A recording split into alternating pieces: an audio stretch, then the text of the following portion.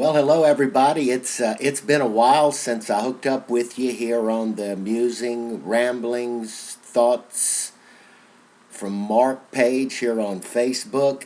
It's been a little hectic. Had my wife Sherry's birthday and had a good time with my family, Lauren and Jake and grandson Vince, as well as new Air Force Staff Sergeant John Vincent were in, and we had a great time eating and laughing, bending the elbow a little bit, and hanging out around the pool.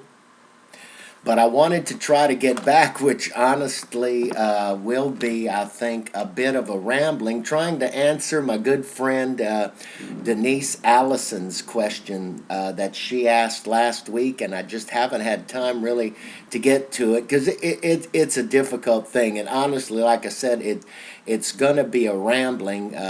What Deneen, I call her Dino, she was in my church with me and my family for quite some time. Dino, you see, hold on. Chuck is back for this special train of ramblings from me because your question was, how do you deal with hypocrisy in the church? And, well, let me just share my thoughts on all this. First of all, I'd like to say if is no hypocrisy or there are no hypocrites, honestly, there probably would be no church, at least in the United States of America. And I think it's a misunderstood word. It's a word that we're hard on people. I think the truth of the matter is, everybody who goes to church at some part in their life, some point in their life, I think we've all been guilty of hypocrisy to some degree. And, just let me share with you why. First of all, understanding the origin of the word hypocrite and hypocrisy in both Latin and Greek. Now, over time, it's become an ugly word because it has to do with falsehood and pretense, especially in the church or in families or in marriage or whatever it might be, but predominantly a negative Christianism about people. But originally, honestly, the word hypocrite was a good word. A hypocrite was somebody in its original meaning and stuff who was playing a part, or in other words, what we would call an actor or an actress. Great early times actors and actresses were called hypocrites, and the better hypocrite that you were on the stage in your performance in those days meant you had more popularity. If that were around today in Hollywood, we'd call some of the great hypocrites Robert De Niro's. I'll just name some of my favorites. Al Pacino, Tom Hanks, Jessica Lange is one of my favorites. There's just a whole bunch of different actors and actresses who have, if they had been born in another time and they were excellent craftsmen, they would have been called good hypocrites. But over time, the word has evolved to mean somebody who pretends to be something that they're not. Again, that's a reality of the word, and it happens a lot, certainly in the church, where first and foremost, it rises to the top as a thing of negativism.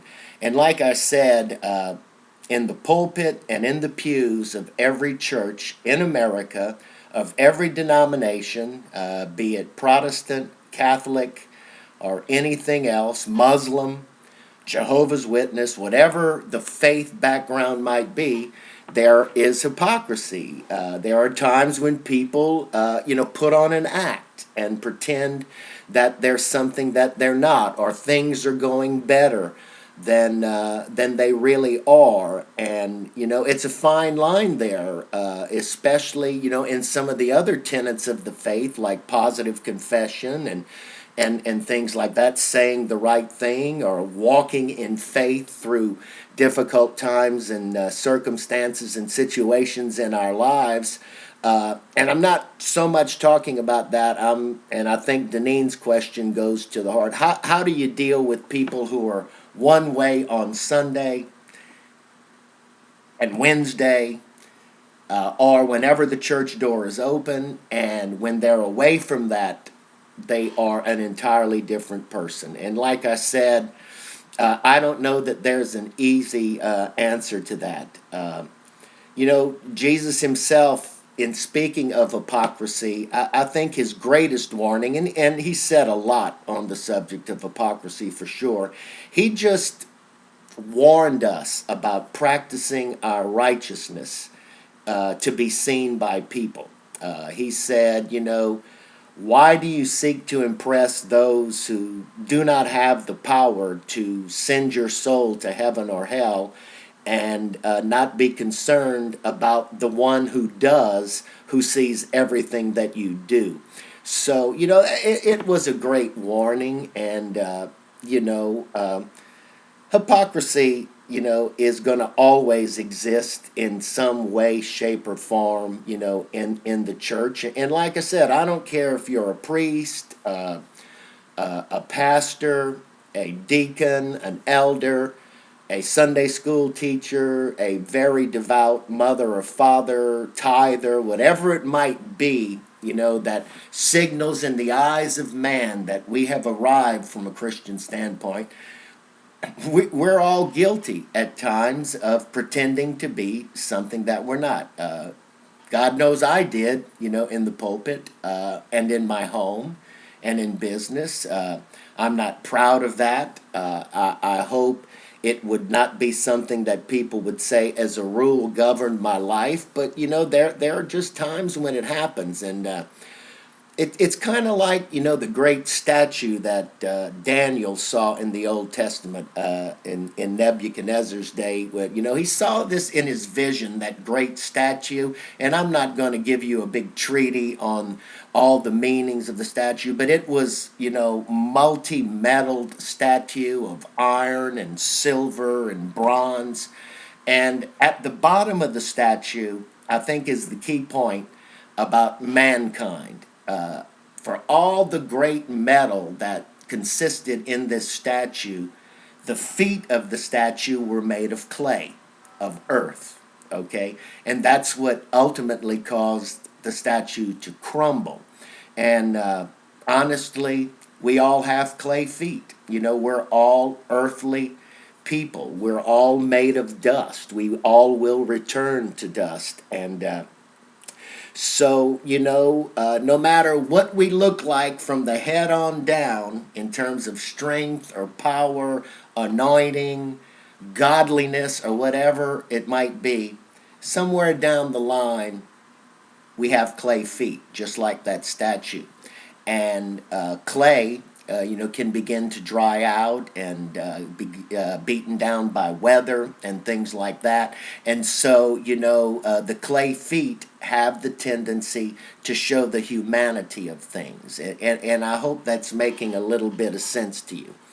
I believe what Dino is talking about, in her question is, how do you deal with it? Well, if indeed we all are prone or given at times to bouts of hypocrisy, and again, I'll go on record as saying we all are, then I think the way that we try to approach it in dealing with others who have fallen victim, to that misery of existence, is how would we want to be dealt with when we were found out? Would we want to be cut off? Would we want to be thrown out? Would we want to be corrected? And at times, don't get me wrong, those are the proper responses. Certainly, correction is needed. Sometimes people need to be asked to leave if they're sowing discord or doing a great form of hurt and causing unrest in the church or in the body of believers, or hurting individual members. But I think the best thing we can do, and honestly, I was not good at it. I was never known to be an ultra grace guy.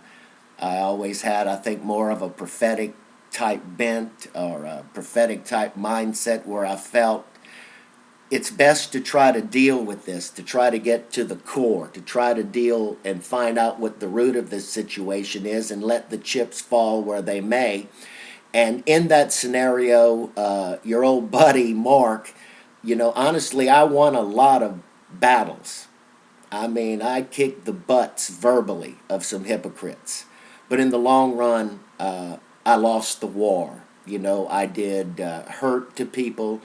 I brought grief into my life. I brought grief into the life of my wife and children. And there's times when I wish, in dealing with folks who I saw like that I had taken a grace approach. Because honestly, I think if we do have to err, if we do have to make mistakes, it is better to make mistakes in the realm of grace.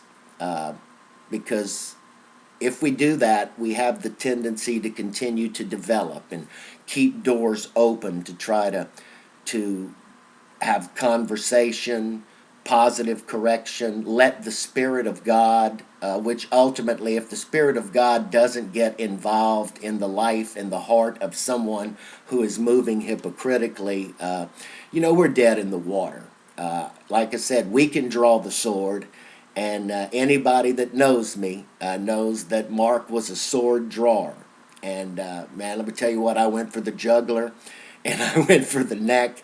And on many times and many occasions, I hit it dead on, and I won temporarily. I satisfied, what I felt I needed to be doing.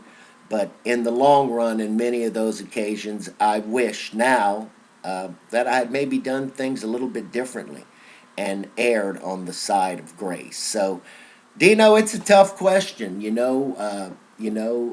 sort of like Spock said, when asked, how are people going to respond in certain situations? He basically told Captain Kirk, according to the gifts and the talents and the abilities that they have been given.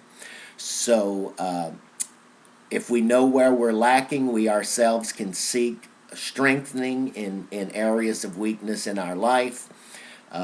And then we might be in a position to help other folks. So this, like I said, is a tough one. I don't know if it makes a whole lot of sense to people, but we're never going to have a church in America of any kind